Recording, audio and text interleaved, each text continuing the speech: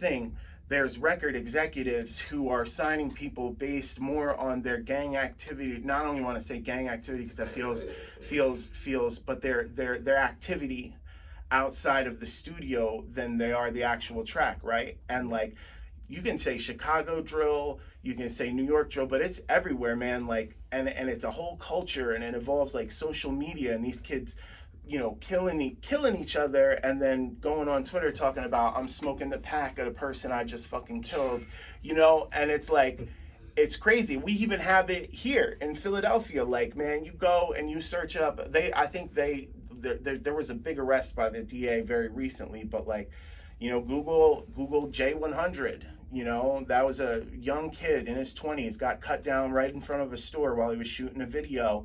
And all of their beef is, you know, all of this is documented on YouTube. Right. It's everywhere. So, you know, it's the consumers, you know, it's the consumers who are buying this stuff and wouldn't be buying it if it was about Black liberation. Right. You know what I'm saying? Right. So, but now it's morphed into this culture that no one has a handle on, to the point where, and I'll, you know, bring this back around, like they're thinking about bringing stop and frisk back into this city, right?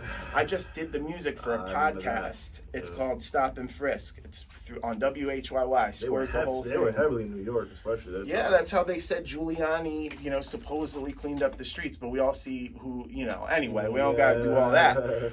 But, so my point is, it's like, there's not even community now. It's like we're scared of ourselves, you know? And like, to say that there is no like influence at home would be a lie. However, like, you know, walk in the shoes of somebody born, you know, into a housing project in any one of these boroughs in this city, you know what I mean? Walk in their shoes and see what they see. Go to PS13, you know what I mean? Fucking understand what a cop looks like at a very young age, you know what I mean? Have you know, many resource officers in your school. It's like, we're breeding this. Like, this country is breeding this movement, is truly my thing. And the rap stuff, yeah, sure, that's a way to publicize it, but like, they don't want the communities that invented and make hip hop doing well and like rapping about, you know, there's a handful of Black billionaires. They want to be able to govern it.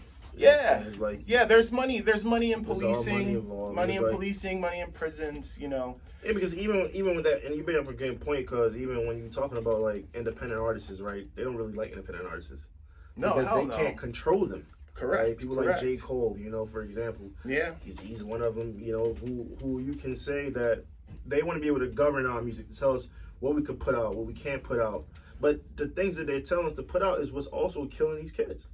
And in the raps, that's technically not quote unquote drill, or is not quote unquote gangster, is the ones that people love for some reason. Yeah. Right? But the ones who actually talk about, you know, their true past, their histories, and they all do it to a certain extent. I'm not saying that they don't. But what I'm saying is, you got those rappers who are quote unquote like a Kendrick, who's boring.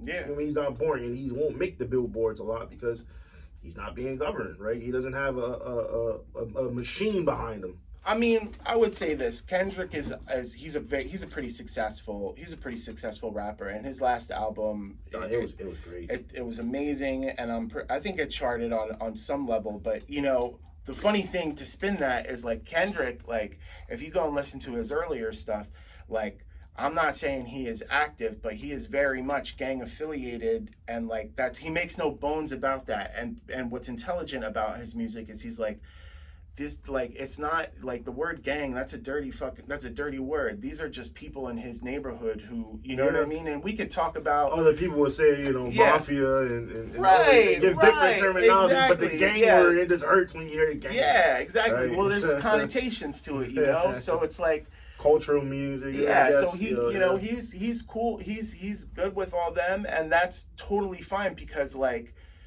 you know, if we're talking about this problem, like, why don't we talk about gun control in America? Because the same people who want to police you are the same people who want to flood the streets with guns. You know what I mean? Or want to make it legal so anybody can go and and go and buy a gun at a gun show. And in a capitalist country, like, someone's always going to supply the need, whether, you know, so I think there's a lot that goes into it. I think it's a very sad progression of that genre of hip hop, but you know, there's